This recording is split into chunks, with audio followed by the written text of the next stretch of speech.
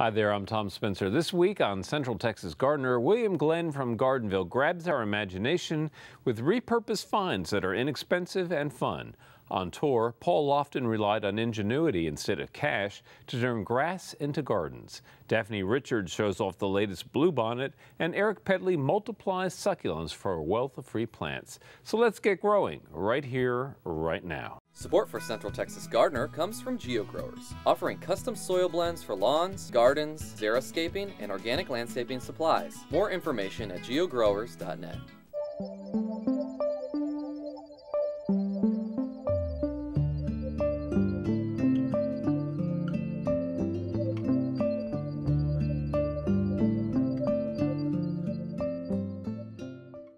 You don't need big bucks to turn a huge patch of lawn into a garden. All it takes is a little ingenuity and a lot of patience. See how Paul Lofton created wonder on a budget. When Paul Lofton finds a good plant, he simply makes another to pass along or add to his garden. He isn't one to sit back and draw a plan. Paul makes decisions on the spot or when he runs into free stones that beckon his imagination. His children, John, Vincent, and Kimberly, added their touches. Kimberly designed the mosaic for her dad's foundling, repurposed plant stand. On his Facebook page, he chronicles his passion for plants, an evolution that's changed the yard that came with the house. We moved in here about 20 years ago, and when we moved in, this backyard here, the only thing that was in here was a pine tree in the backyard, and this ash tree. What's a lawn back here now was nothing but thousands of those sandburst stickers and stuff. And then just over the years, you know, I started getting into gardening, started creating a little space. And the plants I choose to use back here are just ones that are real low care maintenance, because though I love gardening, I don't like babysitting plants.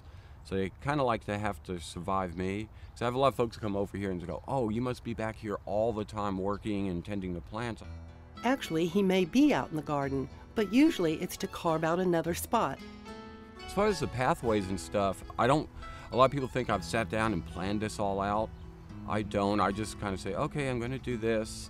And I'm like, okay, well, I'm doing here, let's make a walkway in here. And then later on, I'll say, okay, where can I join this to?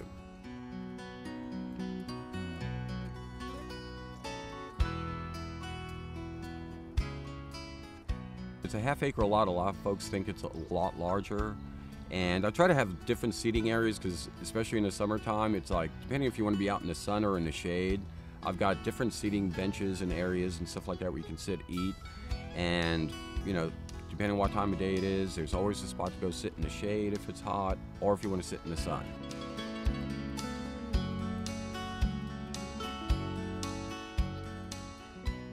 After removing grass, he doesn't plant right away. I do a lot of tilling.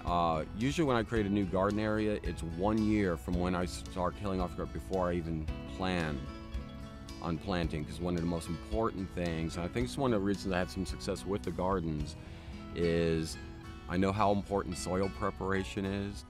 He adds his own compost, aerated with a PVC pipe, and tills in garden leaves. To supplement them on a budget, Paul fills scavenged tree pots with free compost and mulch from Pflugerville Recycling. Even in 2011's drought, his remaining lawn looks good. I spread like 15 of these like huge buckets of compost all over the lawn, and that's basically what I use as a fertilizer. Because some folks have been saying, how's your lawn green? I was like, oh, I haven't watered it in like 3 weeks, and it is St. Augustine, but just by putting the compost in there helps. And plus I stopped mowing it. I let it grow up to about 6 inches before I'll even mow it down again. Just conserve on water. In the rest of the garden, Paul keeps an eye out for plants that thrive on little attention.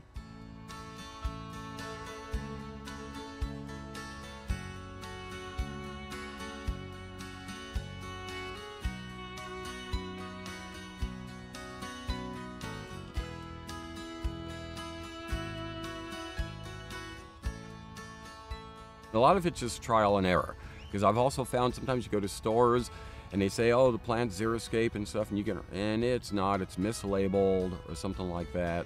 So I usually give a plant what I call 3 strikes. I'll try it 3 times, 3 different places, and if it doesn't survive, it's just out of my garden. Drought-tough plants that benefit wildlife have become a priority. I'm trying to make this more kind of like a little wildlife refuge.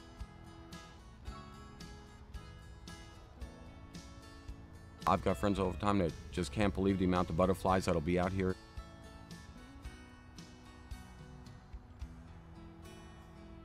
I've seen an increase in like types of lizards that are here and stuff, and the population is just like really shot up over the years.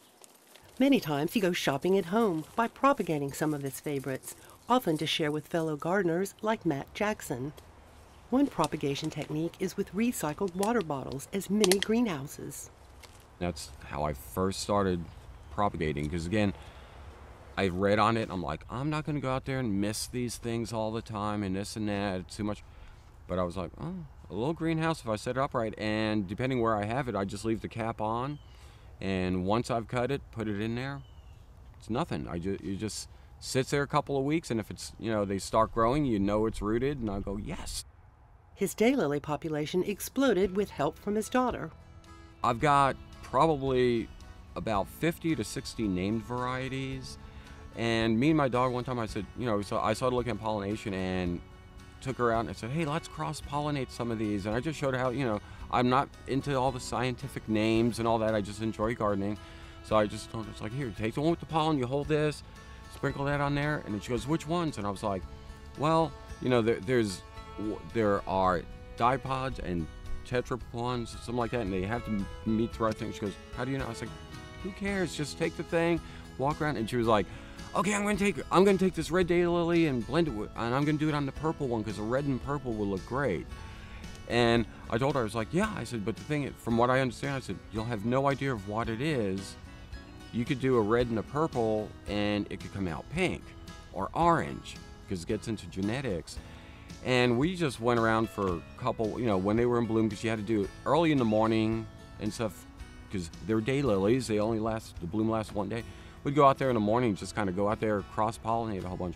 We had so many seeds, collected them, and, you know, I didn't keep track. You know, I'm not into, I just enjoy gardening. I'm not the scientific type. I didn't, you know, jot down which one's coming from which. But from that, planted the seeds, and I didn't realize almost every single one of them was going to grow. So currently now, I don't have a full count yet, but I've got over 150 different varieties that we actually hybridized just from the existing daylilies. His latest project in the works is a garden in honor of his wife Jody, who passed away in 2011. Pinks will join purple, her favorite color, like on the columbine hybrid she loved. I'm gonna actually go ahead and plant basically all purple, plus that she passed away from breast cancer after a 6-year battle. So I'm just gonna kind of make it all purple and pink.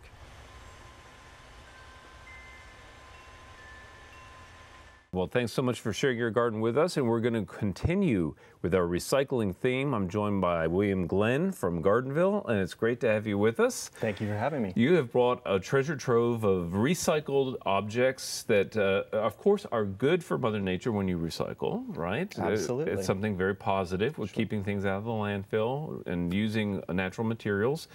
But you can also have a lot of fun and creativity. And it looks to me like you guys are having a little too much fun out at Garden-Ville. We definitely do have fun. That's right. That's right. Okay.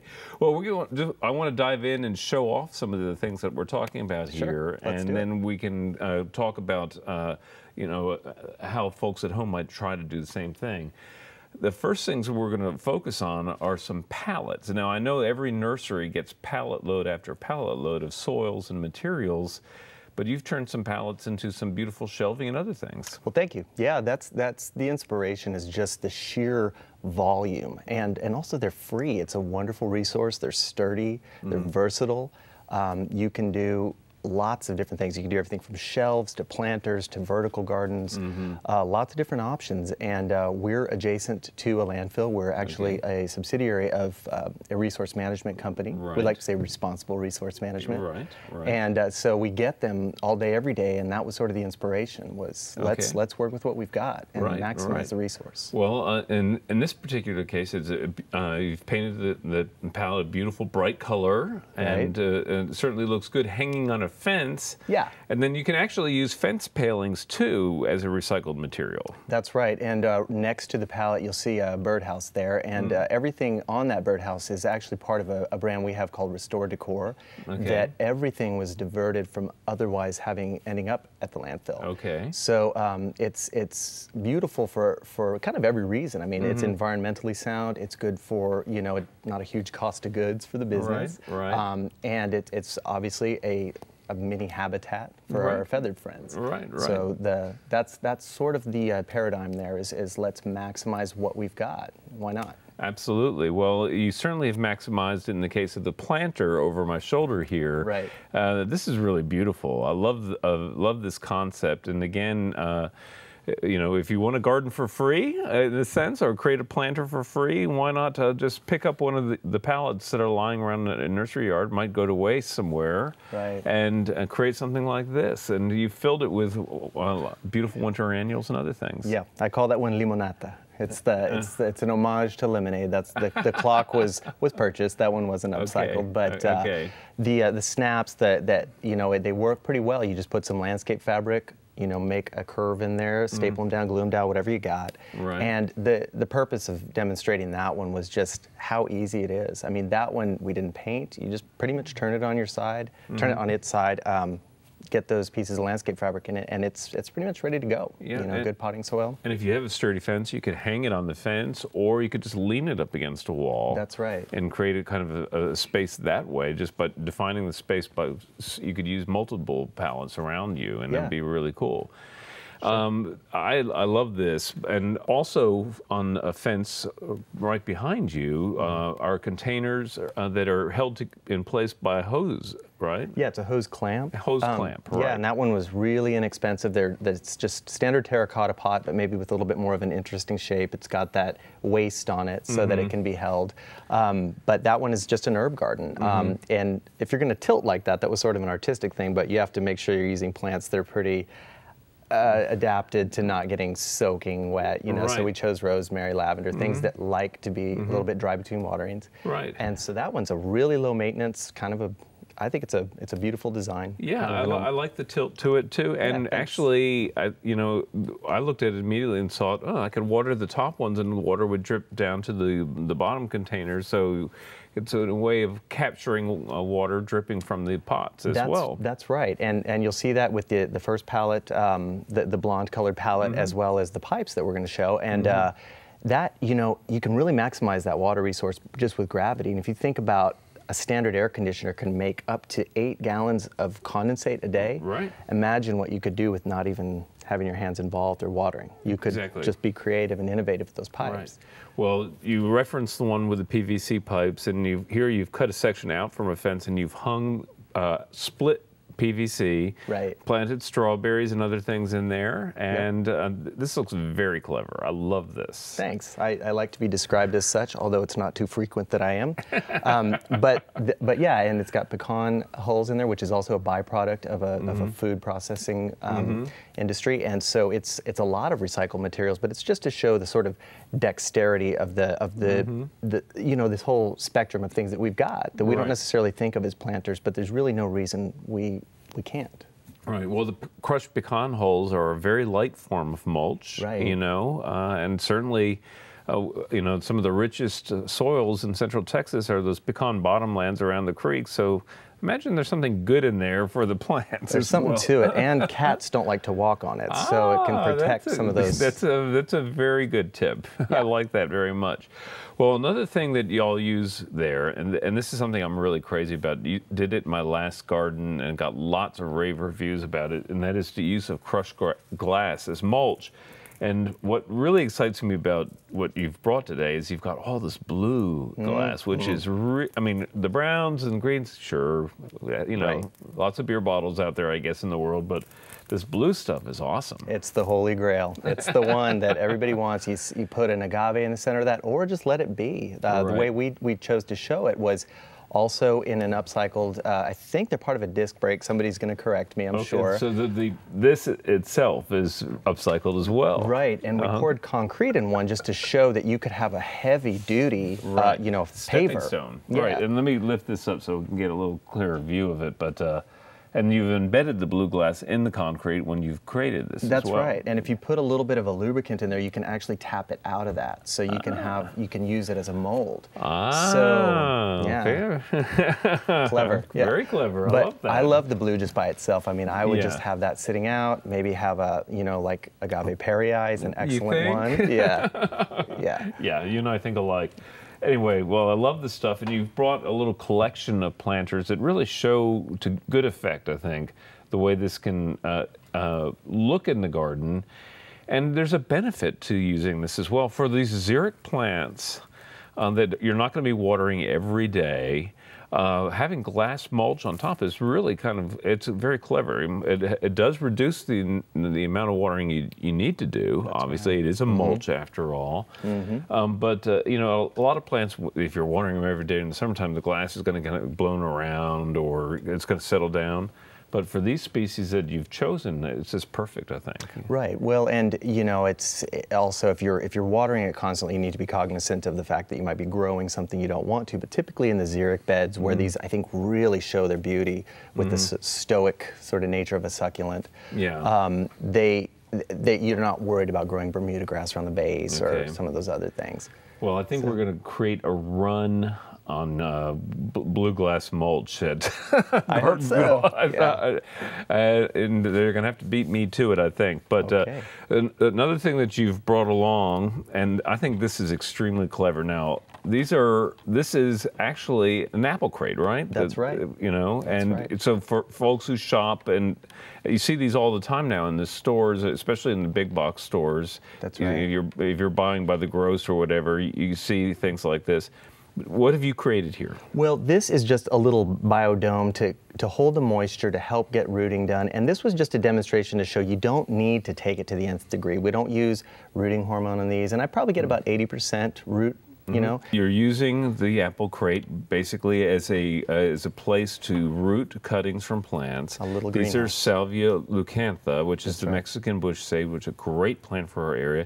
And a lot of these plants root very readily. It doesn't take a lot of babying. That's right. And I think that as gardeners, it's easy for us to go far down the road and talk about, mycorrhizae. I love to nerd out on that stuff.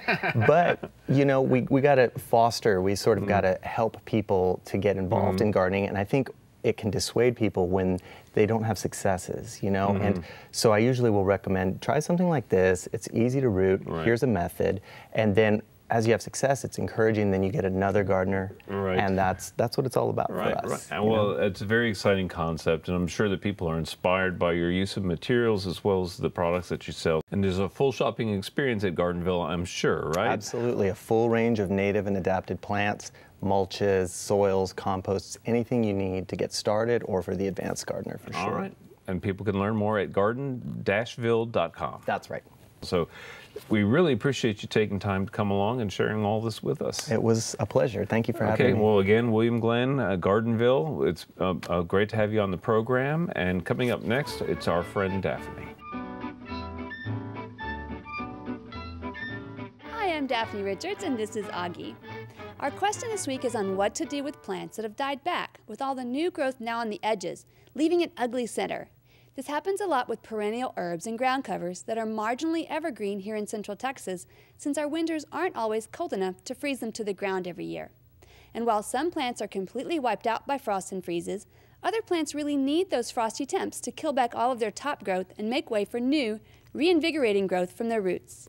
But when those frosty temps don't arrive, they just keep growing, mostly from the tips, leaving a pretty ugly and unhealthy plant. This happened to me this year with some thyme that I planted a couple of years ago. It grew quickly, as did the plants surrounding it, and was trailing over the retaining wall in no time. It was so pretty and lush that I just couldn't bring myself to prune it last year. So this year I paid the price. The result was an ugly, twiggy mess that finally had to be dealt with. If you have this issue, be brave and cut all the way back to the ground. Start by pulling everything away from the center and just cut it all off, even areas where new growth is emerging. When you start to pull back and cut, you'll notice lots of sprouting leaves trying to make their way out from the bottom. But don't be tempted to leave any of that behind. Cut all the way to the ground.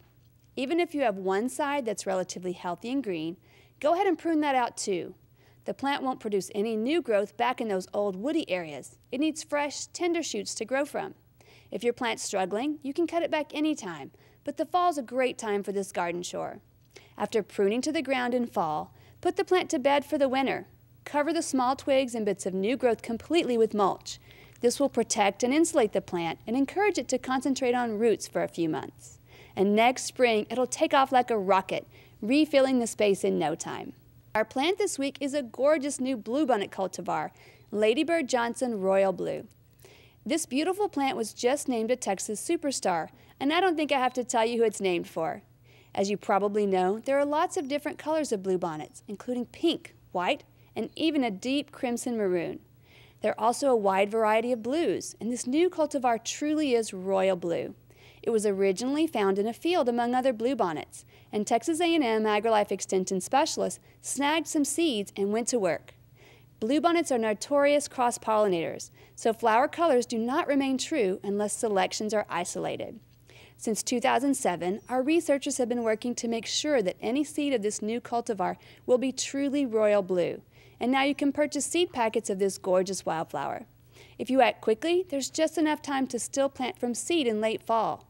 But if you miss your window or seed suppliers are out, you can pick up transplants at local nurseries in the spring. Be sure to keep bluebonnets and all other wildflowers watered well throughout the winter, but don't overwater transplants in spring. If you have heavy clay soil, these plants will rot in a heartbeat if they stay too wet. Bluebonnets will die every year, but will leave a bank of seeds behind for the future. These seeds may not all come back royal blue though, since any other native plants in the area will have been blowing pollen around, so you'll likely notice your bluebonnet patch revert back to mostly the pretty pale blue flowers in the future, unless you remove all of the seed from your plants and use new seed each year. To do in your garden this week, take some time to replenish any old degraded mulch or replace any that may have washed away in our fall rains. We'd love to hear from you, so please visit klru.org/ctg and send us your questions or plants from your garden. Thanks, Daphne. Now let's check in with Eric Pedley for Backyard Basics. Hi there, I'm Eric Pedley from East Austin Succulents, and today I'm going to be talking a little bit about propagation of succulents. I'm going to be talking about division and cuttings. Now, division is by far the easiest way to propagate your succulents. Here I have a variegated aloe vera that's a little confined in this pot, so I'm going to split it up, and it's very simple. I'm just gonna divide this, get rid of the roots, the dirt, try and keep as many of the roots as possible. I'm gonna set these guys aside and simply get this guy in a new pot with good, fresh, clean dirt that's well draining, and there we go, piece of cake. I'm gonna leave a little bit of space so that it can collect some water there. Here we have another plant, a little agave, that I'd like to divide. Now, after I divide these, I want to let them dry out for a few days. And you can do the same thing in your yard. When you split up the big agaves at your house, you can let those just lay on the ground for a few days and then plant them. You just created a real large wound, and that plant can rot if it sucks up too much bacteria or water. So you want to let agaves dry out a little bit.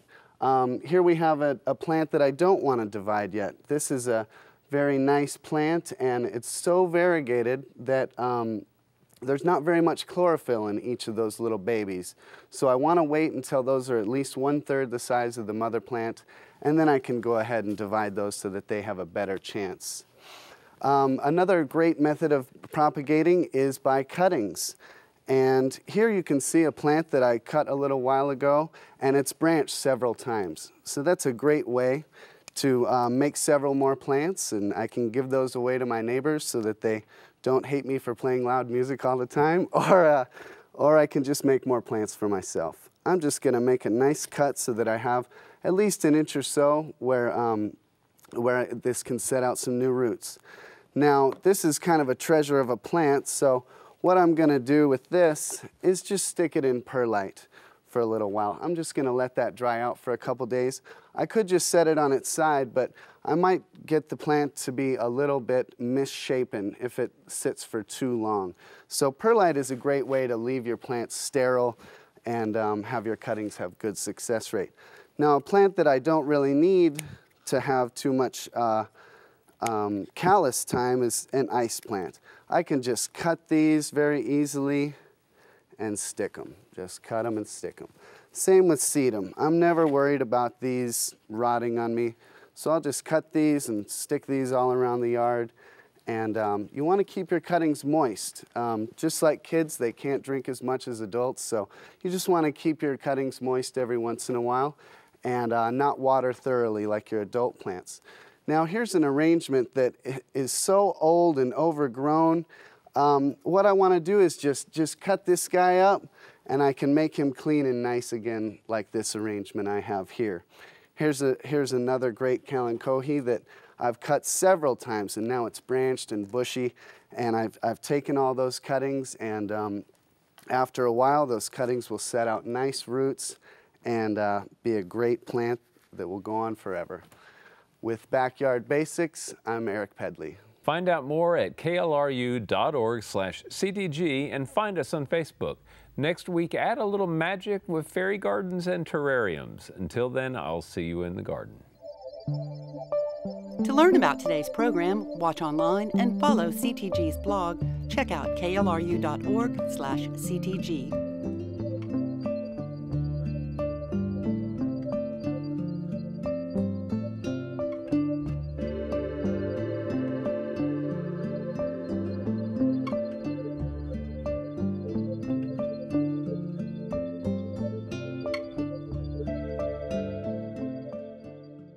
Support for Central Texas Gardener comes from GeoGrowers, offering custom soil blends for lawns, gardens, xeriscaping, and organic landscaping supplies. More information at geogrowers.net.